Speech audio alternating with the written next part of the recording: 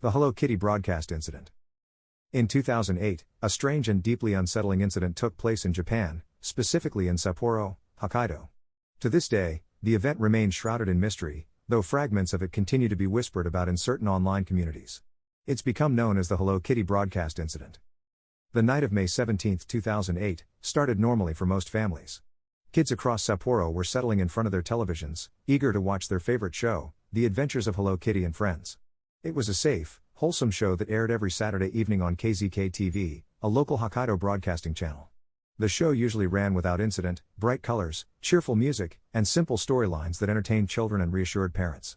However, on this particular night, things took a dark and surreal turn. At exactly 5:32 p.m., as the show transitioned from a commercial break, the screen flickered. Families might have expected technical issues, but no one could have anticipated what happened next. The usual cheerful Hello Kitty theme music didn't resume. Instead, the screen turned to static, and a jarring, high-pitched frequency filled the airwaves, sending a chill up the spine of anyone watching. The static faded, and an image appeared. It was the familiar Hello Kitty animation, but something was terribly wrong.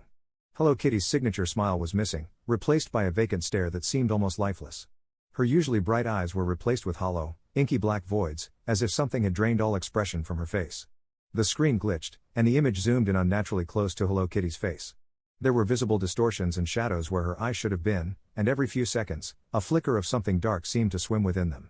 Children watching the broadcast began to cry, and parents reported feeling a strange unease, though most assumed it was a temporary technical glitch.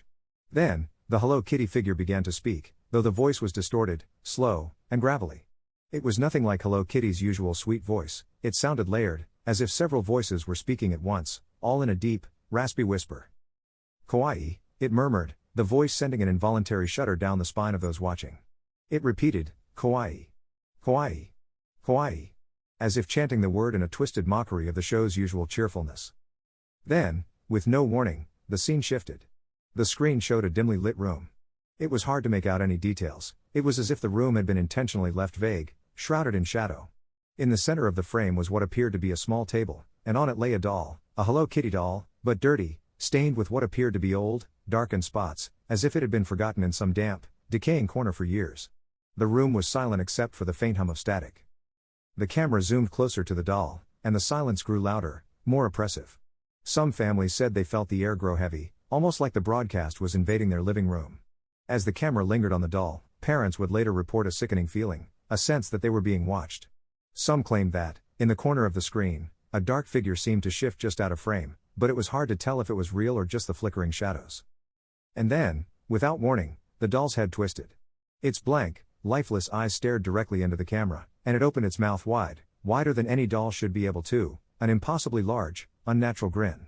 A distorted voice came from it, low and guttural, in broken Japanese. The voice muttered phrases like "come closer and I see you," repeating them until the words melted into an unintelligible, garbled sound.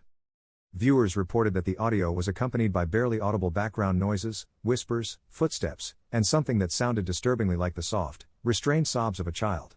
Just as abruptly as it began, the broadcast returned to normal, picking up in the middle of an episode of The Adventures of Hello Kitty and Friends, as if nothing had happened. The show went on, and no apology or acknowledgement followed. The KZK-TV network received over 100 calls that night. Parents demanded to know what had happened, furious that something so disturbing had been aired during a children's program. KZK-TV executives claimed it was a technical issue, perhaps a signal hijacking, but their explanation didn't satisfy many. An investigation was launched by local authorities, and while KZK-TV insisted they had no control over the content aired during that time, it became clear that they, too, had no concrete explanation for what happened. What made the incident stranger was how it seemed to leave a lasting impact on the families who had seen it.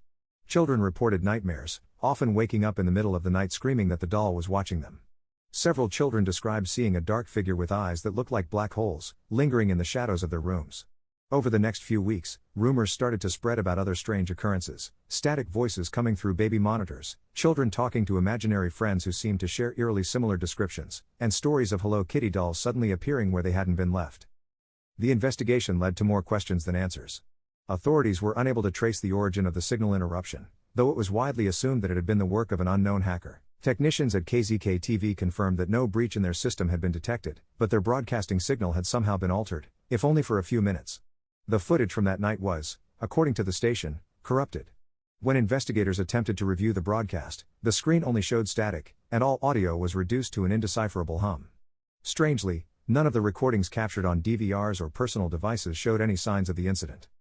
Over time, interest in the case waned, though some people who witnessed it continued to look for answers. Online forums dedicated to the paranormal and unsolved mysteries began to refer to it as the Hello Kitty broadcast incident, but discussions were often met with skepticism. Some claimed it was just an urban legend, a creepypasta that had somehow slipped into local lore. Others, however, insisted they remembered that night clearly, and no one could convince them it wasn't real. To this day, no one has come forward with an explanation. Some speculate it was a psychological experiment, an elaborate prank, or the work of a deranged hacker. A few believe it was something darker, something that had left a permanent mark on the families who had seen it, a twisted warning hiding in the guise of an innocent children's show.